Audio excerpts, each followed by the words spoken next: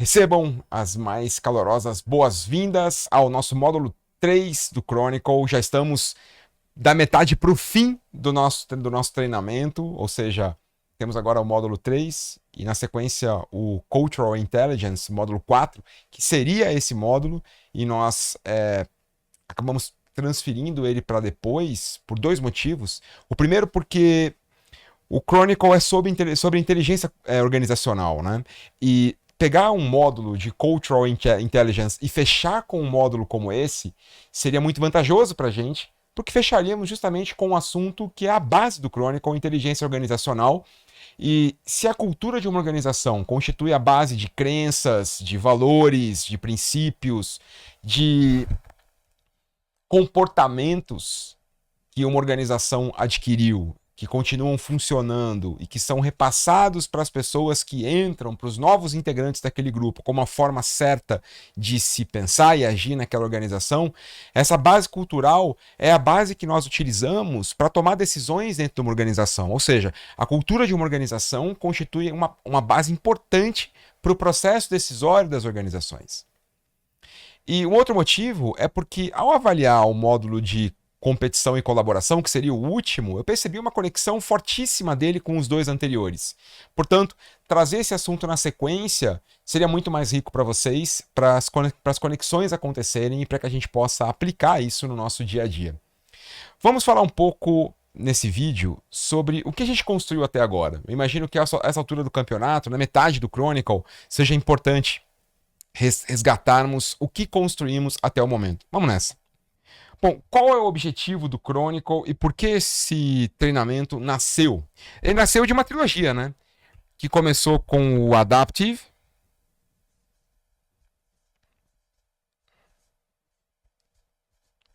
sobre agilidade organizacional. Depois, ano passado, nós tivemos o Behavior, comportamento organizacional. E agora o Chronicle, inteligência organizacional. Qual o objetivo do Adaptive? Abordar um tema que em 2022, quando o Adaptive aconteceu, era um tema bastante quente para as organizações. Eu entendo que talvez para algumas ainda seja, que é como tornar as organizações mais ágeis.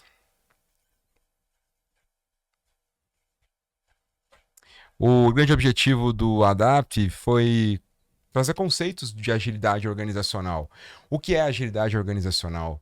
Por que isso é importante? Em que contexto isso pode funcionar bem? Em que contexto nós não precisamos recorrer a essa forma de trabalhar e de resolver problemas?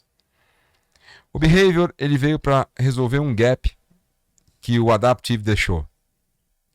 Porque a agilidade organizacional, na maior parte das vezes, acaba se constituindo de uma série de ferramentas, técnicas, práticas que ajudam as organizações ou que visam ajudar as organizações a serem mais ágeis.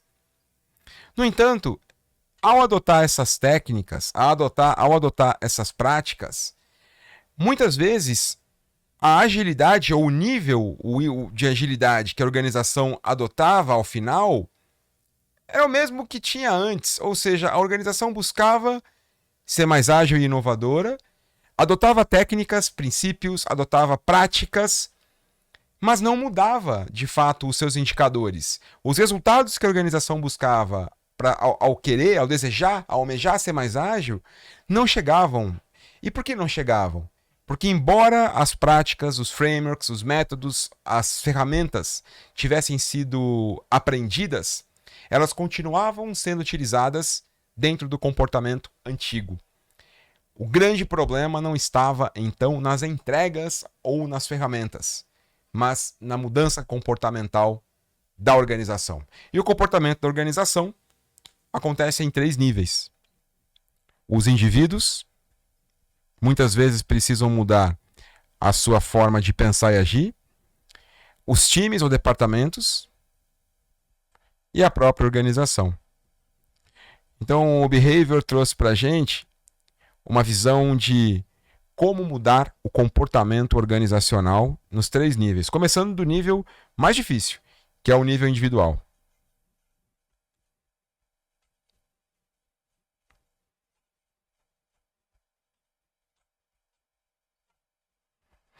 E o Chronicle veio para poder fechar um gap que o Behavior deixou. As organizações buscam novas formas de fazer. Para utilizar essas novas formas de fazer, elas precisam mudar o seu comportamento.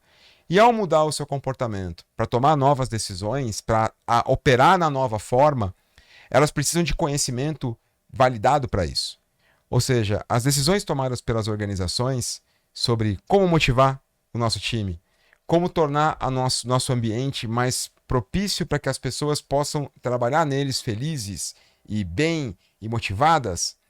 Quais são os melhores indicadores, métricas de desempenho, forma de trabalhar a nossa organização nesse contexto novo que nós estamos agora? Como nós vamos estimular a cultura do nosso time para funcionar, para operar nessa nova forma? E assim por diante.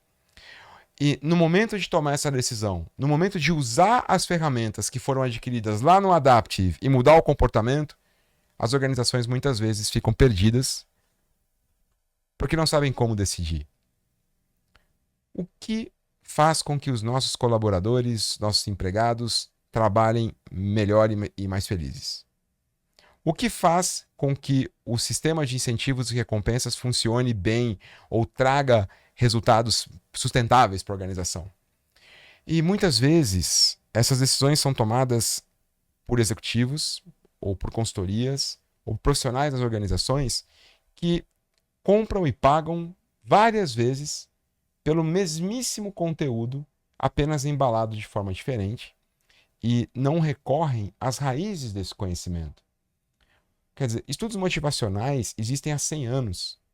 Até quando a gente vai continuar comprando ferramentas que são colocadas na nossa frente hoje, baseadas nos mesmos princípios das que nós compramos ontem, mas nós também não conhecemos esses princípios, também não conhecemos as raízes desse conhecimento, também não sabemos como aquilo foi produzido. Muitas vezes, ainda mais com esse hype que nós temos de novos frameworks, novos métodos, novos modelos, nós somos apresentados a soluções que, num primeiro momento, podem parecer extremamente convidativas, efetivas. Mas será que essas soluções foram construídas de forma robusta?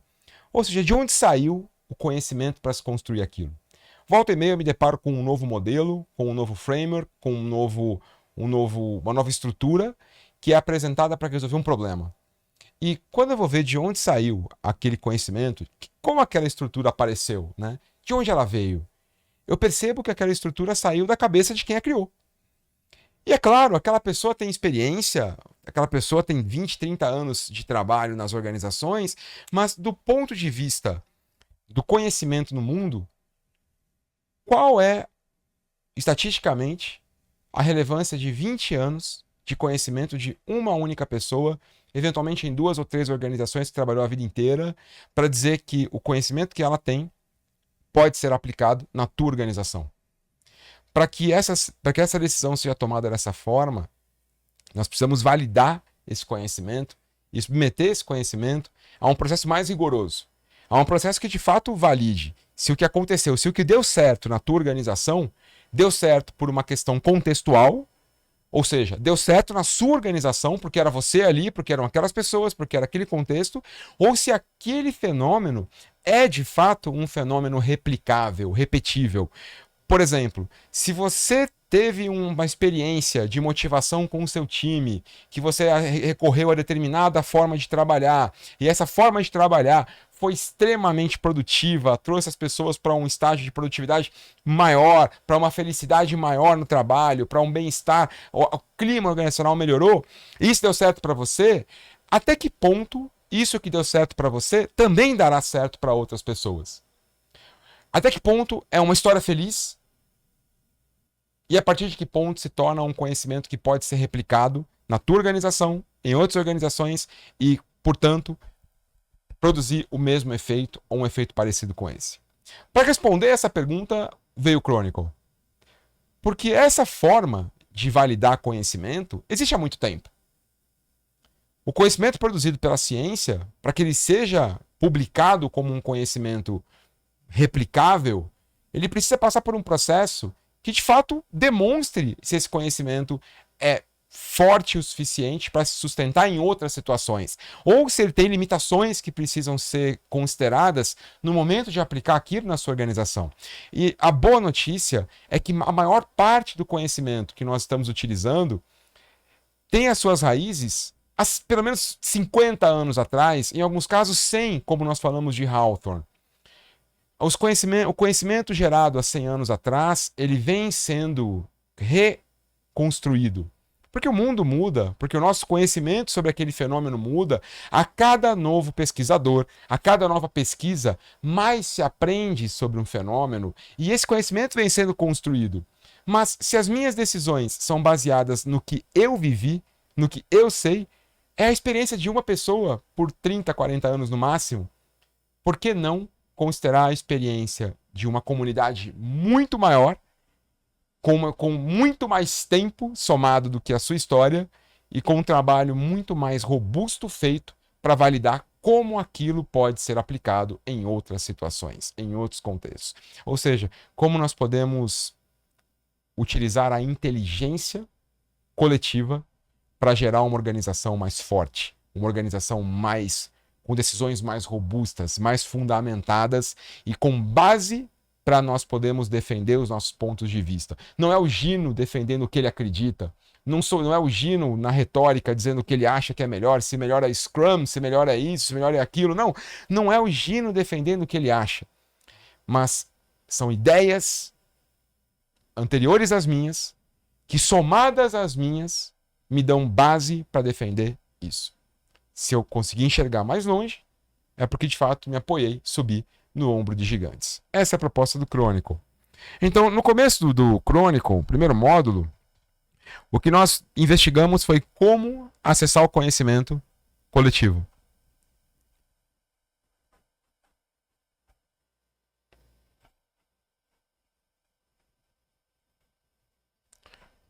E aqui nós trouxemos uma base... vamos acessar as bases científicas, né? E um passo a passo.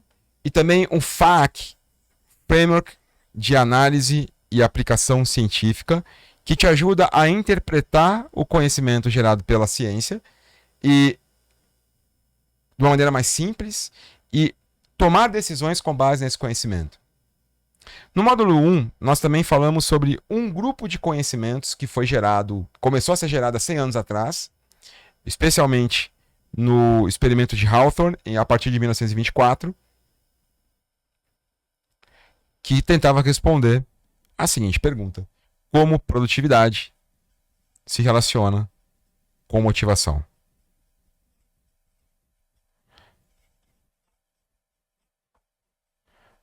O objetivo das organizações é que no seu processo produtivo,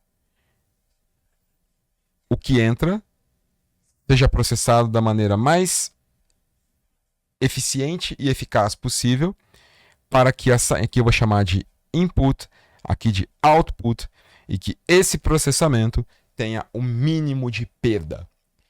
E eu não estou falando apenas de lucro. Aqui pode ser uma organização do terceiro setor, aqui pode ser uma organização extremamente voltada a mercado e fins lucrativos, aqui pode ser uma ONG, aqui pode ser uma igreja, aqui pode ser a sua organização, ainda que você produza bem-estar no final, não necessariamente lucro. A tua ideia é que você receba algo, processe algo e entregue algo. A cadeia de valor da sua organização, o valor que a sua organização gera para o cliente final, esse é um conceito de Michael Porter. O objetivo de uma organização é maximizar esse valor produzido. Claro que o viés do Michael Porter é um viés de finanças, mas a gente sabe que isso se aplica a diversos tipos de valores diferentes. E quanto menos você perder nesse processo, mais produtiva a sua organização é. E a questão é, pessoas motivadas ajudam esse processo a acontecer de uma maneira mais eficaz e eficiente. Qual a relação entre essas duas variáveis? Essa foi a pergunta que nós buscamos responder no módulo 1 do Chronicle.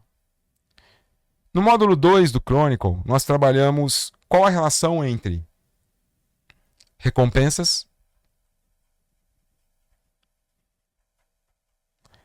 incentivos com produtividade e com motivação. A forma como eu recompenso você após a conclusão de um trabalho e a forma como eu incentivo você a realizar uma ação vai promoverá um impacto na sua motivação e na sua produtividade? Como? E no módulo 2, nós também exercitamos uma outra forma de pensar relacionada também a como acessar o conhecimento, que é a busca pela antítese. Toda pesquisa apresenta uma conclusão.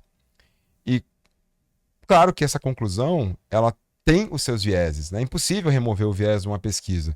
E alguns autores fazem pesquisas que concluem que o lado certo para se caminhar é para cá.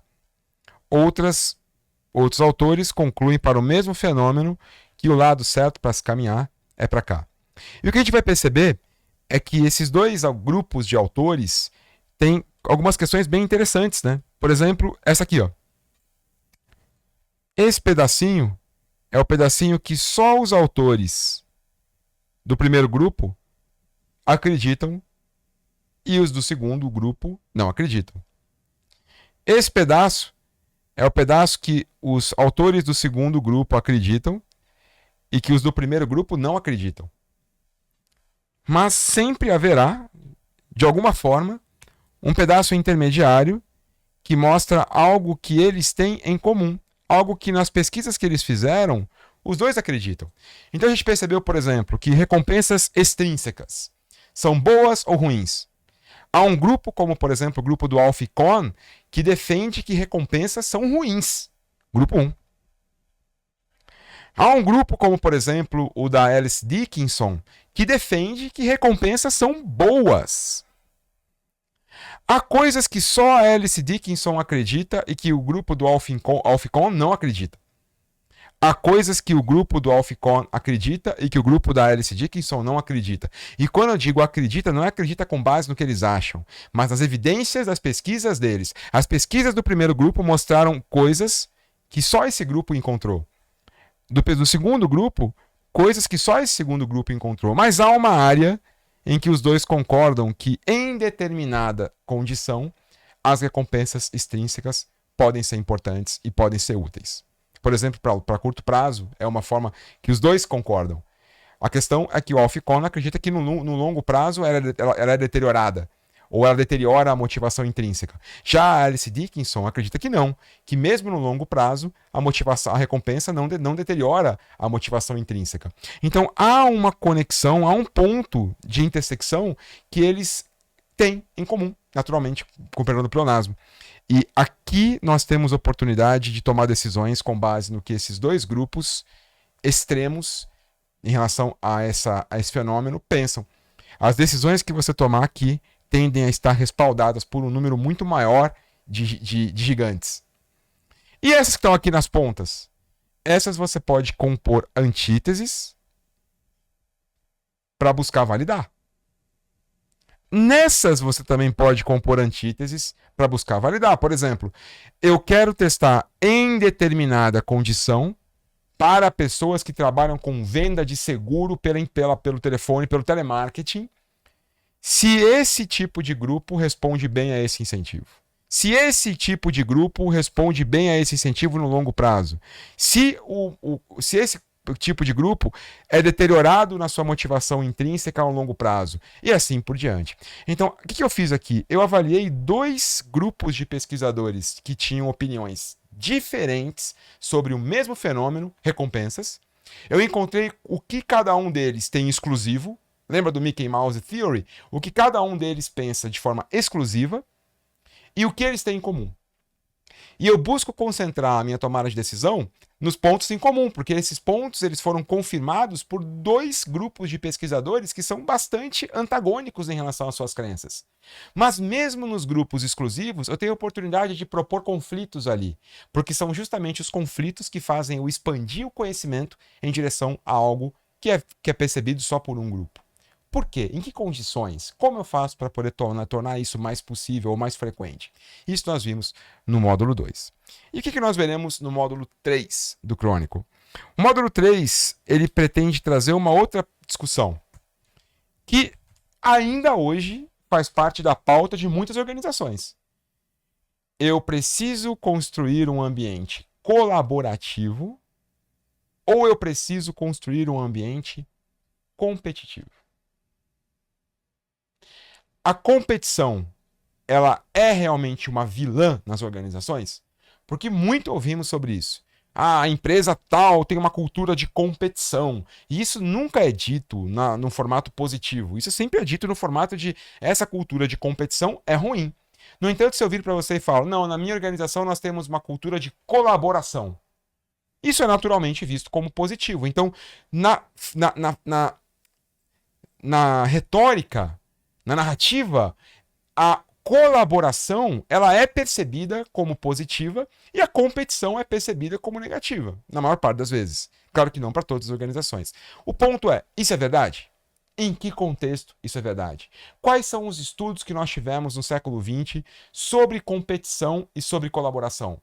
Quais são os experimentos que foram conduzidos com seres humanos e com outros animais sobre colaboração e competição que nos mostram o efeito disso? Dá uma olhada nesse experimento, talvez alguns de vocês conheçam, que é sobre 2 macaquinhos prego. Esses 2 macacos prego faziam parte do mesmo grupo, quer dizer, eles se conheciam. E esses macacos prego foram submetidos à seguinte questão. Deixa eu mudar aqui o slide para você. Bom, imagina que aqui na esquerda, aqui eu tenho uma barreira com um furo que comunica os dois lados, certo? Na esquerda eu tenho um macaquinho, na direita eu tenho um macaquinho. Lembrando que os dois se conhecem, eles fazem parte do mesmo grupo. No macaquinho da direita eu vou colocar um pote de avelãs. Imagina que tenha, por exemplo, sei lá, 6 avelãs aqui dentro. E no macaquinho da esquerda, eu vou colocar uma pedra.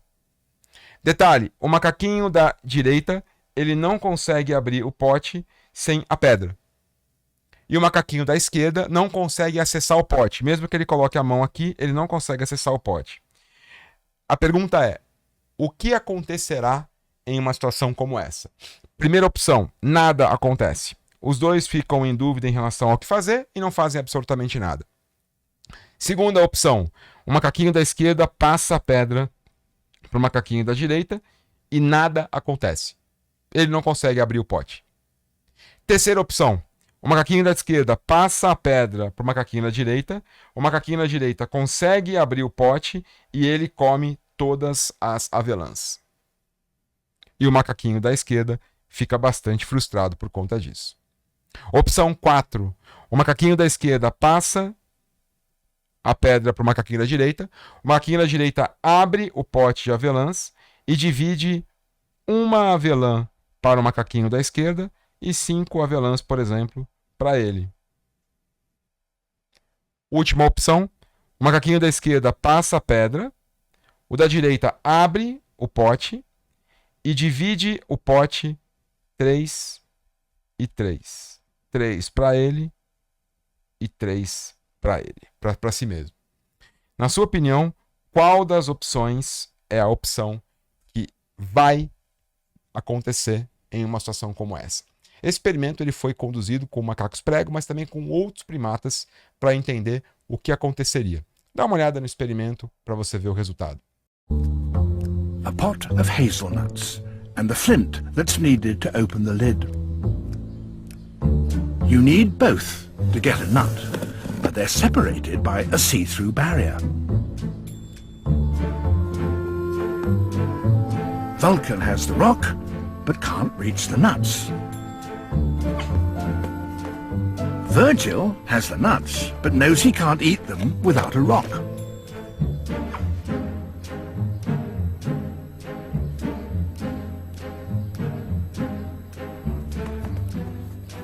Vulcan quickly offers the tool. He must hope Virgil is smart enough to open the lid and fair enough to cut him in on the spoils.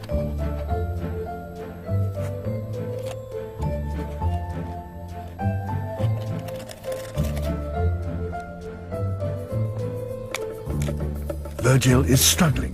He doesn't have his friend's skill.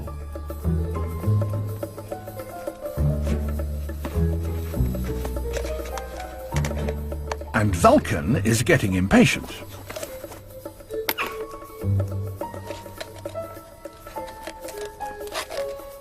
The flint is finally through the lid, but can Virgil be trusted to share the nuts?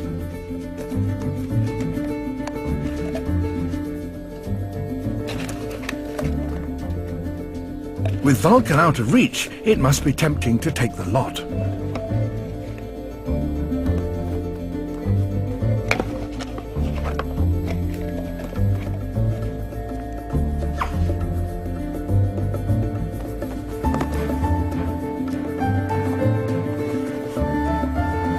Three nuts, a fair share. Vulcan and Virgil have used teamwork to beat the system. But can Capuchins really have a sense of fair play? Bom, a pergunta do autor, se eles têm um senso de justiça, a gente não vai conseguir responder essa pergunta apenas com esse vídeo. Certamente poderíamos fazer outros experimentos para sondar se o que aconteceu ali foi um senso de justiça ou não. Mas é muito mais provável que, em algum momento da evolução, os macacos prego que não cooperavam não passaram os seus genes adiante. Isso você vai encontrar não apenas em macacos prego, mas em diversas espécies animais que são sociais, que dependem do grupo para sobreviver. Você não vai encontrar esse tipo de comportamento, por exemplo, com tigres. Um animal, um felino solitário, alguns deles, inclusive, passam a vida sozinhos. Há casos de tigres que ficam em irmãos boa parte da vida, mas na maior parte das vezes o comportamento desse felino é um comportamento solitário, é um animal autossuficiente, consegue sobreviver sozinho sem a necessidade de cooperação de outros tigres, mas em primatas principalmente você vai encontrar na maior parte das vezes um comportamento em grupo. Mesmo os orangotangos, que são mais introvertidos, são mais solitários, mesmo os orangotangos vivem próximos uns dos outros para que possam se ajudar de alguma forma. Mas alguns primatas ainda mais. É muito provável que aqueles primatas que desenvolveram comportamentos egoístas não foram abandonados pelo grupo e não conseguiram sobreviver e por isso não passaram seus genes adiante. Portanto, é provável que haja uma seleção natural acontecendo ali para que os nossos primos mais distantes, macacos prego, tenham preservado o comportamento colaborativo.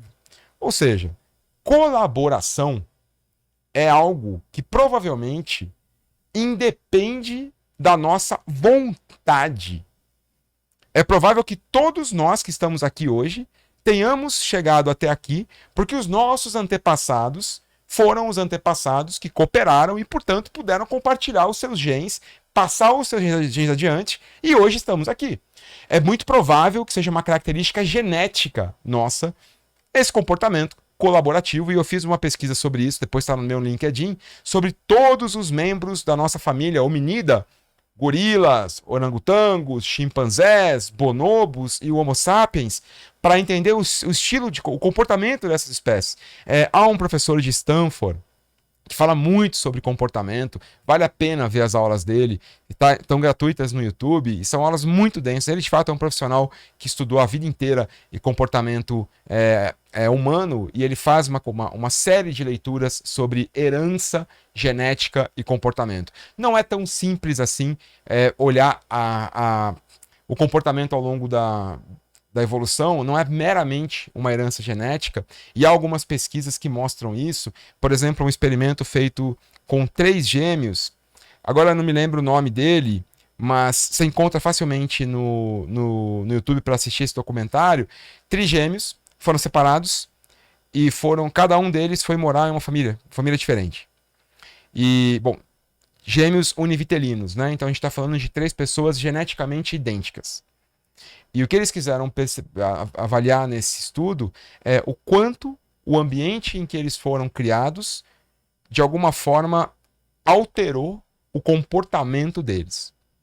E Não vou dar grandes spoilers do filme, vale a pena você assistir, mas você vai perceber que não é tão simples assim. Nós temos a genética da colaboração. Uma série de fatores podem afetar isso, podem afetar a nossa vontade de colaborar, o nosso desejo de colaborar e a nossa atitude em direção à colaboração. E é justamente sobre isso que nós vamos falar no módulo 3. Ao longo dos estudos do século XX, quais fatores podem afetar a colaboração em um grupo? E até que ponto a colaboração não acontece em um ambiente de competição? Até que ponto a competição também é um fator importante para a evolução de um grupo? Há pesquisas que mostram isso, e o que a gente vai perceber, como nós temos visto também ao longo desses últimos 2 módulos, é que na maior parte das vezes a resposta não é sim ou não. A resposta não é a motivação extrínseca é ruim e a intrínseca é boa. Ou a competição é ruim e a colaboração é boa. Na maior parte das vezes, como a gente já ouviu falar algumas vezes, a grande diferença entre o veneno e o remédio está na dose. E na maior parte das vezes, as variáveis mediadoras, outras variáveis nesse contexto, podem afetar a qualidade da competição e a qualidade da colaboração. E é sobre isso que a gente vai discutir. Para fazer essa reflexão, eu separei para você 10 experimentos comportamentais, um vídeo que eu encontrei nas pesquisas que eu fiz alguns meses atrás, sobre 10 experimentos comportamentais que foram feitos. É um vídeo curto, de 15 minutos, porque ele fala de cada experimento de uma maneira bem sintetizada, até para que você possa ver os 10. E eu gostaria de você recomendar que você assistisse a esse vídeo e compreendesse os 10 experimentos que foram feitos. Caso um deles passe rápido demais e você fique em dúvida, eu peço que você volte, assista novamente aquele trecho, e se ainda assim você ficar em dúvida do que aconteceu naquele experimento, que você pare o vídeo, que você vá a pesquisar sobre esse experimento, pode utilizar inclusive o nosso chat GPT do Chronicle, que foi passado para os membros que estavam presentes naquela aula, o presente que você tiver acesso a ele, pode consultar, então você pode consultar o seu próprio chat GPT para entender um pouco melhor sobre aquele experimento. Pergunta lá, explique-me sobre o experimento tal, e você vai entender o que aconteceu. E eu gostaria que você, ao final desse vídeo, tivesse compreendido exatamente o que aconteceu em cada um dos 10 experimentos. Qual foi o objetivo, qual foi a pergunta que esse experimento quis responder, como essa pergunta foi conduzida e qual foi a conclusão que esse experimento chegou. Perceba que um experimento é a base para um artigo. O que eles fizeram? O que esses experimentos fizeram? Boa parte deles. Boa parte desses experimentos criaram artigos, alguns inclusive seminais, sobre comportamento humano. E você vai perceber que, de alguma forma, esses 10 experimentos têm uma relação com o assunto colaboração e competição. E a última pergunta que eu gostaria que você respondesse é, para cada experimento, qual insight você teve sobre cooperação, colaboração e competição? Então, você vai receber um vídeo com 10 experimentos, assista ao vídeo, tenha certeza que você entendeu, ao final de cada um dos 10, o que aquele experimento buscou responder, como essa resposta foi buscada, qual foi o método que foi utilizado para buscar essa resposta e qual foi a conclusão do experimento e quais insights aquele experimento trouxe para você sobre competição e colaboração. Poxa, em condições assim, o ser humano é mais favorável a competir. Em condições assim, a colaboração pode ser boa. Se tal coisa acontecer, a competição pode ajudar o ambiente a se tornar melhor. Ou esse tipo de viés, esse tipo de preconceito pode atrapalhar a colaboração em um grupo. E assim por diante. Você tem o seu caderno de insights, caso você faça parte do grupo com contribuição, tome nota. Se você não estiver fazendo parte desse grupo, tome nota em qualquer documento, pega um documento do Word, registre os seus insights sobre esses módulos, esses experimentos. E no nosso encontro ao vivo, nós vamos discutir sobre isso. Além disso, eu vou encaminhar para você 2 artigos que foram já passados no FAQ. Então, vou mandar eles bonitões para você. Não vai ser hoje. Então, ao longo da próxima semana, eu vou encaminhar para você esses artigos. Um deles conta uma situação em uma empresa chamada Enron, que foi uma das 70 maiores empresas dos Estados Unidos e que sucumbiu muito por conta de uma política de competição que foi instaurada na empresa. Então, eu vou passar para você esse artigo no FAQ e também é original. E um outro artigo que também traz uma outra visão sobre competição. Espero que você possa ter a oportunidade de ler esses artigos do FAQ, pelo menos, o resumo deles, antes do nosso encontro ao vivo, e que você tenha dedicado esses minutos, é um vídeo de 15 minutos, se eu não me engano, esse dos experimentos, para que você possa ter os seus insights. E depois, no nosso encontro ao vivo, a gente fala mais sobre isso. Espero que você tenha gostado dessa provocação do módulo 3 e espero você no encontro ao vivo, porque eu prometo que vai ser bem rico e que tem muita novidade nesse módulo pra gente. Até já, um abraço e bons estudos.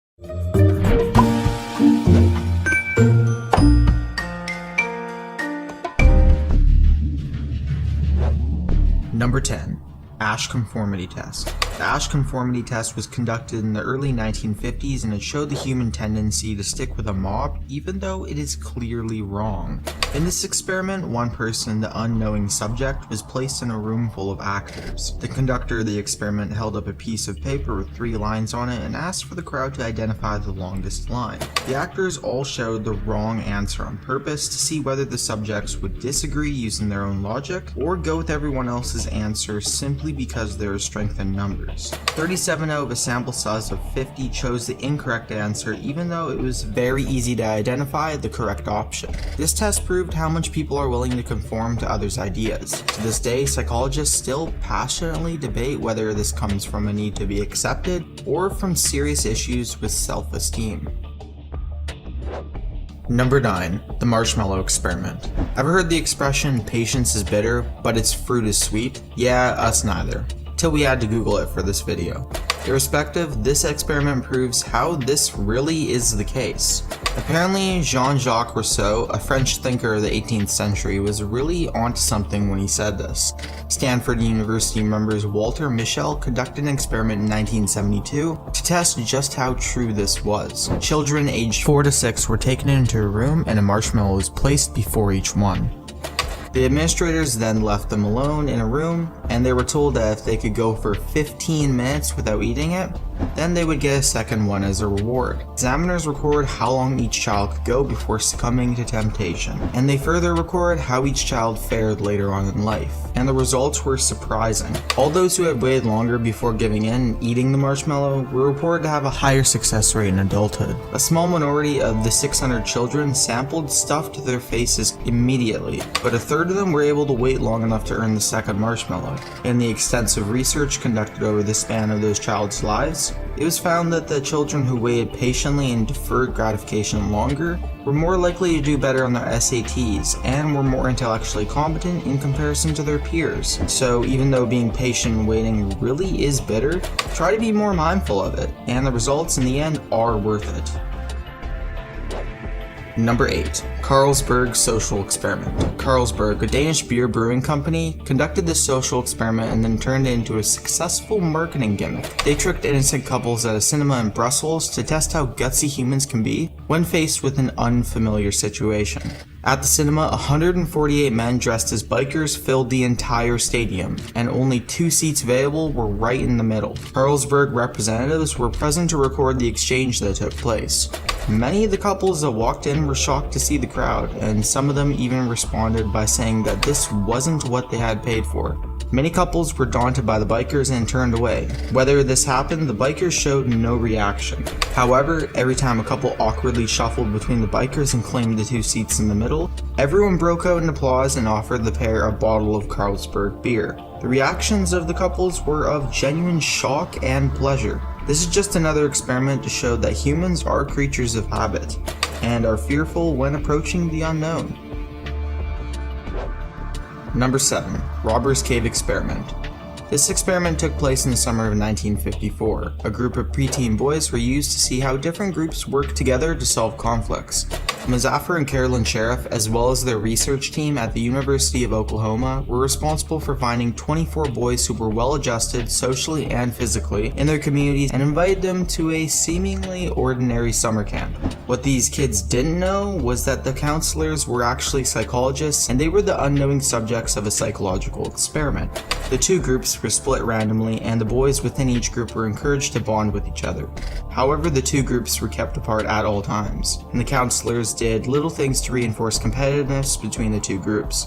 After instilling competition and some hostility between them, the counselors held tournaments in which the winners were awarded and the losers were made to feel bad. This led to a whole new level of anger and resentment between the groups. Finally, as the last step to this experiment, the psychologists introduced a stimulus that was bad for both groups. The first one was a shortage of water, and surprisingly, they found that the two groups were willing to work together to solve the issue. This sparked the curiosity of the psychologists who had set up a few more of these tasks. More stimuli, such as lack of food, were introduced into the study, which led to even greater cooperation between the groups. By the end of the experiment, they were working comfortably with each other, and all the initial hostility was long forgotten. This study is famous for showing a lot about the human psyche. Many gang movies and even high school sports movies will tell you the same thing. Adversity and combined suffering tends to bring even the worst of enemies closer together. Number 6. The Ape and the Child. Believe it or not, a fair number of human beings have been raised in the wild by animals. Therefore, scientists craved the chance to see if animals could be taught the civilized ways of mankind. In 1931, psychologist Winthrop Kellogg decided to see what would happen if he adopted a 7-month-old female chimpanzee named Gua. His own son Donald was only 10 months old at the time, and Donald and Gua became fast friends and did everything together. Kellogg took it a step further and even tested their development. Shockingly enough, Gua did better on many of these tests. However, the Kelloggs were disappointed that Gua had not acquired the ability to communicate through words, and they were horrified to discover that Donald's speech cognition was also suffering. When he imitated Gua's hunger bark, the Kelloggs decided that Donald needed to spend more time around other humans. Gua was shipped off to a primate center where she died a year later due to a fever. This experiment is not well known because it is odd to think that humans find it easier to emulate animals than vice versa.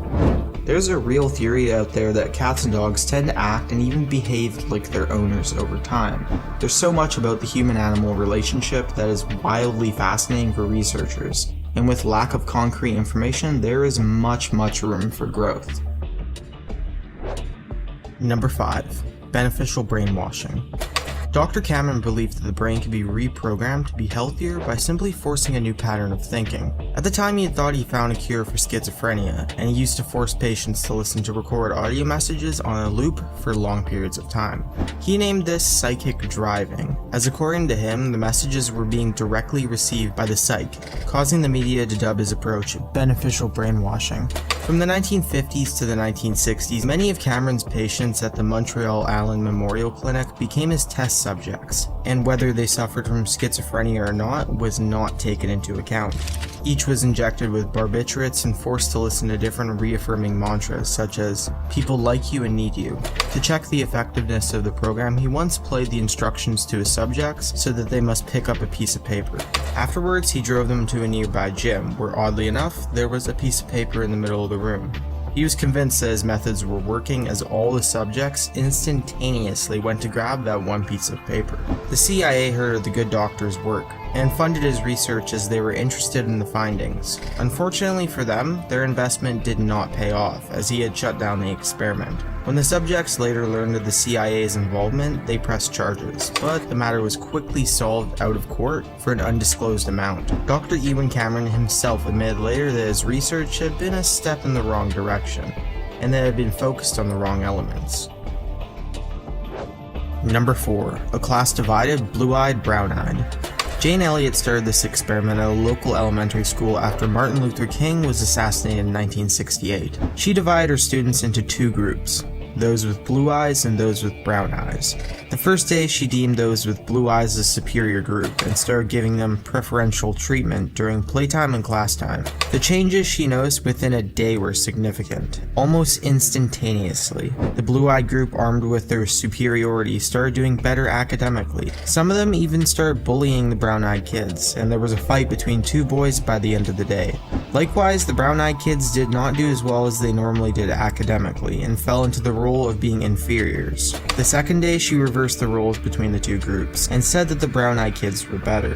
The results again showed the fast effects of negative conditioning. The brown-eyed kids did so much better than they had before, and they returned to being more confident and outgoing. While they were only children, both groups learned the horrible effects of racism, and interestingly enough, when the class came together again at a reunion, each of them remembered the incident and remarked that it made them more conscious of the different challenges that people of diversity faced. Jane Elliott became an advocate for this experience, and she was often asked to give talks to different groups and conduct the experiment with them as well. Her results have always shown that when people are expected to fail, they are more likely to. Undeniably, the perception of others does play an important role in self-development. Number 3. The Monster Test. This test was called the Monster Study because of how unethical it was in its nature. However, ironically, this study shows the importance of positive reinforcement for the development of a healthy self. In 1939, Wendell Johnson from the University of Iowa selected 22 orphans and split them randomly into 2 groups. Each group had a number of children that either stuttered or had some sort of speech impediment. One group was constantly belittled for every single mistake they made, and under the constant chastisement of the psychologist, the children in this group actually worsened. Even more shockingly, the children who had previously not had any speech impediment developed verbal issues after being part of this morally outrageous study. On the other hand, those who were placed in the other group were given positive therapy. Their progress was highlighted and complimented every step of the way. This greatly inspired the massive changes that took place, and many of the orphans developed greater fluency, even those with stutters were reportedly doing much better in holding conversations. In 2007, several of the orphans who would have been well in their early 70s pressed charges against the study for the lifelong damages they had suffered,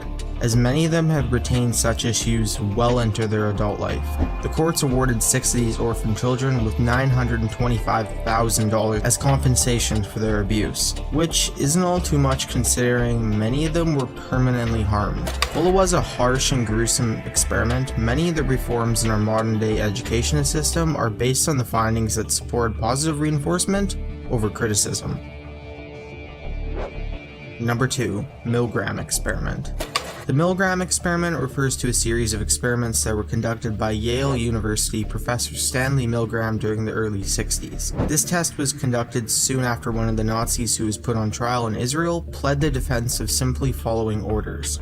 Since everyone was questioning how much of an effect obedience has on people, Professor Milgram and his team decided to explore the theory of obedience to authority.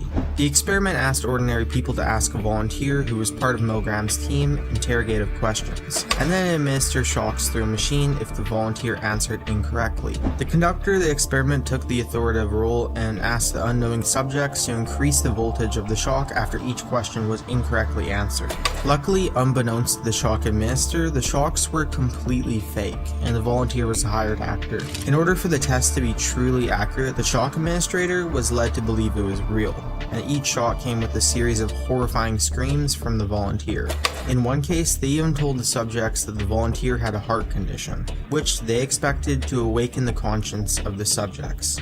Unfortunately, the results showed something horrifying about human nature. Milgram's team expected the subjects to stop giving the shocks after a certain number, but almost everyone kept going and obeyed the commands of the authority figure without taking into account the morality of their actions. This study makes it to the top of wacky psychological experiments because it shows that there is a little bit of evil within everyone, and that all it takes to emerge is authoritative command.